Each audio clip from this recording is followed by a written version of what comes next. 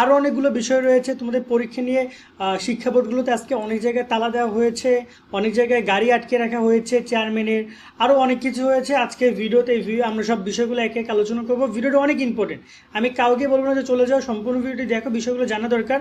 পরীক্ষা হবে কিনা তা নিয়ে অনেক কনফিউজ, তাদেরকে আগে ক্লিয়ার করে দিতে চাই যে এই মুহূর্তে লাস্টে ভিডিও করা পর্যন্ত পরীক্ষা হচ্ছে, তবে কিছুটা আন্দোলনের একটা ফল এসেছে, কিছু বিষয় নিয়ে আলোচনা হচ্ছে, সেটা কি কি সেটা আমি তোমাদেরকে সামনে বলছি একটা একটা করে।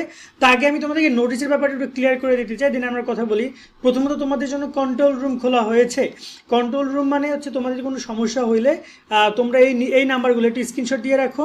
এই যে 3টে নাম্বার আছে, এই নাম্বারে তোমরা যোগাযোগ করতে পারবা এবং মেল অ্যাড্রেসে যোগাযোগ করতে পারবা।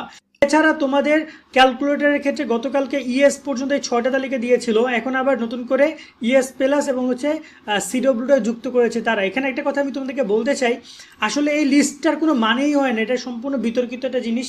কারণ একজন শিক্ষার্থী সে এই লিস্টের মধ্যে নাই, সে অন্য একটা নন প্রোগ্রামেবল ক্যালকুলেটর ব্যবহার করে। মূল বিষয়টা হচ্ছে প্রোগ্রামেবল এবং নন প্রোগ্রামেবল ক্যালকুলেটরটা যে আগে বলতো যে নন প্রোগ্রামেবল, তাহলেই ঠিক আছে। বাট এখানে তারা একদম স্পেসিফিকভাবে 8টা বলে দিচ্ছে। অনেক শিক্ষার্থীর 8টা ক্যালকুলেটর নাই, তাদের এখন আবার নতুন করে ক্যালকুলেটর কিনতে হবে, তাও ঠিক পরীক্ষার 5-7 দিন আগে। বাট আমার মনে হয় যে এই ব্যাপারে তারা অনেক আগে আপডেট করলে ভালো হতো। খুবই অদক্ষতার পরিচয় দিয়েছে এখানে বোর্ড।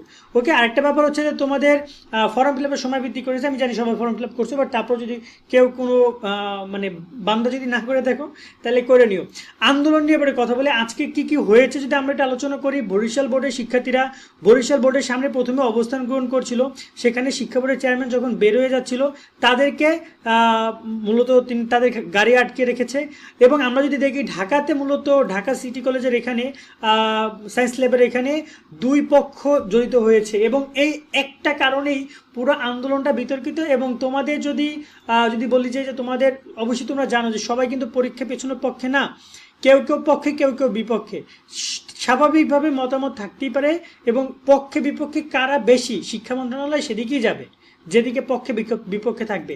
বাট এক্ষেত্রে 2 পক্ষ বিপক্ষ একদম মারামারি পর্যন্ত হয়ে গেছে, বা সেখানে ধাওয়া পাল্টা দেওয়ার মতো ঘটনা ঘটছে আমরা শুনেছি।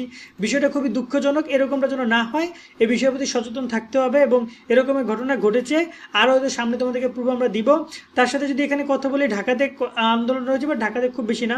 ময়মনসিংহ বোর্ডের শিক্ষার্থীরা, ঊর্ধ্বতন কর্মকর্তারা অনেক গুরুত্বপূর্ণ ইনফরমেশন দিয়েছে। রাজশাহী বোর্ডের শিক্ষা বোর্ডের যারা রয়েছেন তারা অনেক গুরুত্বপূর্ণ ইনফরমেশন দিয়েছে।